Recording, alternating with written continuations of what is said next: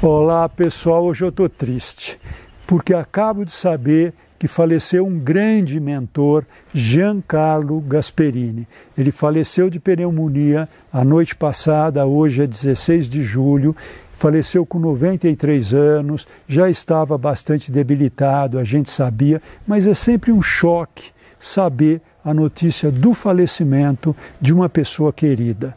Giancarlo era italiano e veio para o Brasil no final da década de 40, fugido da guerra juntamente com a sua família, e se encantou com os arquitetos do Rio de Janeiro. Ele fez arquitetura lá, com Lúcio Costa, com Niemeyer, e ele viu o Brasil de uma forma espetacular. Aliás, ele adotou totalmente o Brasil como sua pátria. Naturalmente, eu convivi com todo o grupo de Lúcio Costa, os Niemeyer, etc., que era o grande fervor criativo daquela época, antes de Brasília.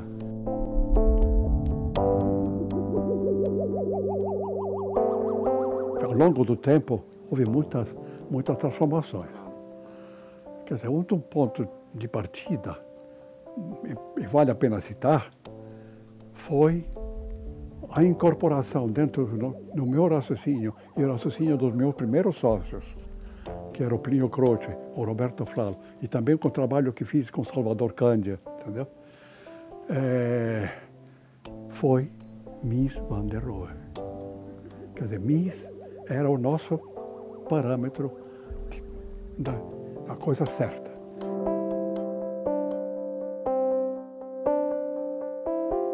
Giancarlo, quando veio do Rio, fez um concurso na Argentina para o edifício Peugeot, juntamente com o Plínio Croce e com o Roberto Aflalo. Eles venceram esse concurso, um prédio moderníssimo. Imagina, há 58 anos atrás ainda continua sendo um prédio espetacular. O edifício Peugeot não é miesiano. Ele é uma interpretação dos parâmetros miesianos que nós adaptamos, introduzindo algumas considerações de caráter técnico, que sempre foram a preocupação maior da nossa pesquisa.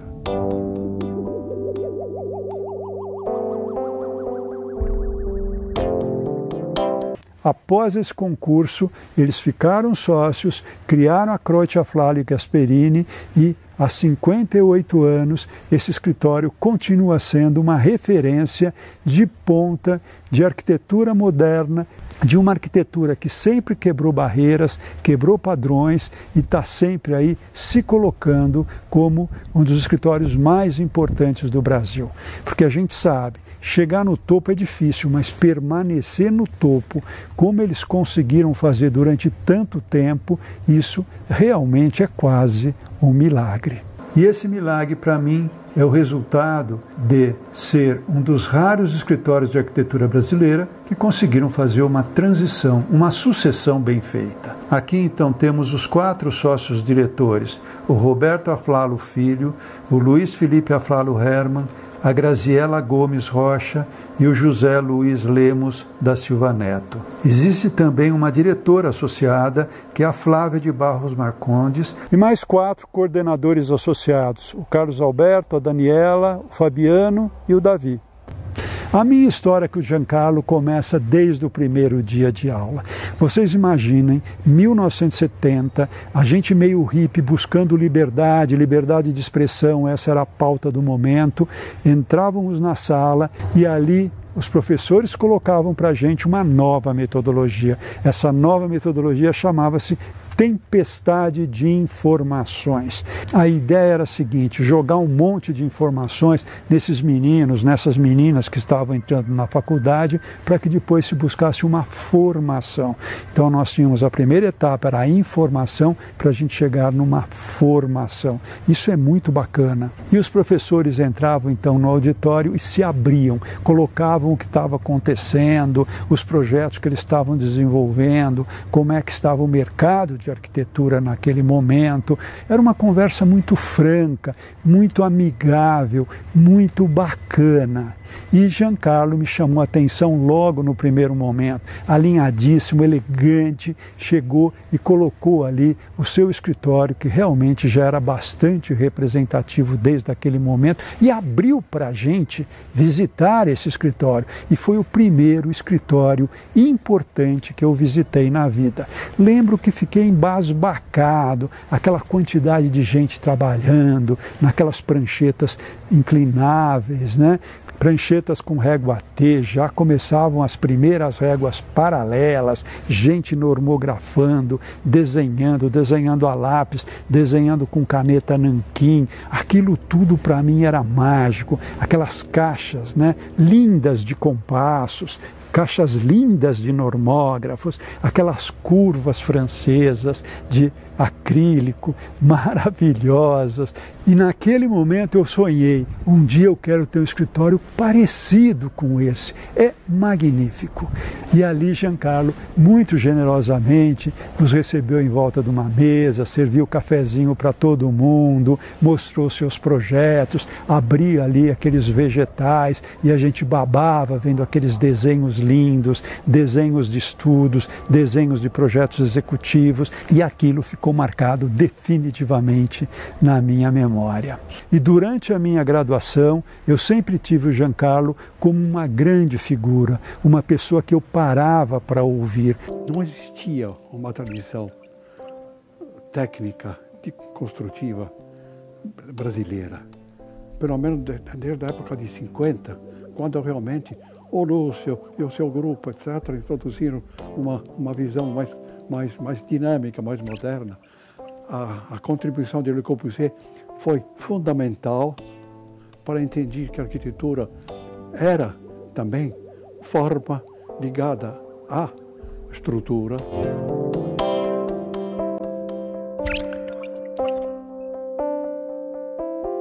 Isso demonstra que nós sempre ficamos vinculados ao tema tecnológico. E isso passa por vários períodos. E aí nós fizemos o Sudamérica, fizemos o Citibank, fizemos aqui na Marginal, o prédio que foi da Philips, e que depois virou outra coisa. Não é que a gente faz arquitetura para ser publicada, mas o fato de fazer uma arquitetura que seja apreciada pelo público é fundamental.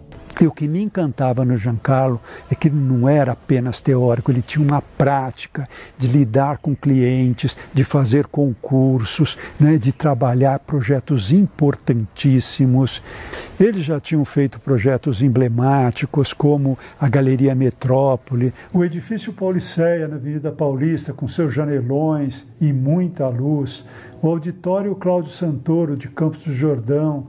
E quando eu me inscrevi na pós-graduação, querendo fazer um desenvolvimento na área de paisagismo, a professora Miranda Magnoli estava com seu quadro lotado, ou seja, ela já tinha a quantidade de orientandos suficiente, ela não poderia pegar mais.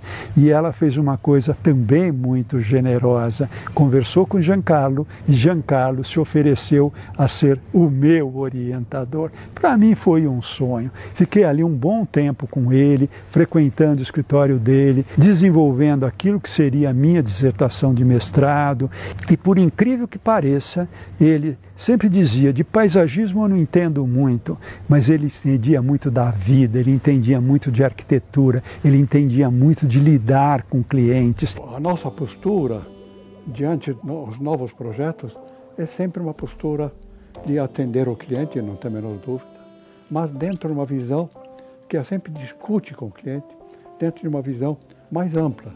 Quer dizer, a gente discute o cliente para provocar nele algumas reações que nós precisamos ter, que são as referências básicas de que nesses últimos tempos estão me provocando mais. Porque a arquitetura, a imagem é sempre uma provocação, entendeu? Alguma coisa gera dentro de você o desejo de você estar ultrapassando determinados elementos que já aconteceram. É o caso do grande mestre Frank Lloyd Wright, quer dizer, ele fica sempre presente na minha frente. Tudo quanto é lugar que eu vá para um lado ou para o outro, sempre fica essa imagem aqui, que desde a minha época da infância, um pouco antes de entrar mesmo na Faculdade de Arquitetura, foi sempre um ponto de grande atração e curiosidade da minha parte.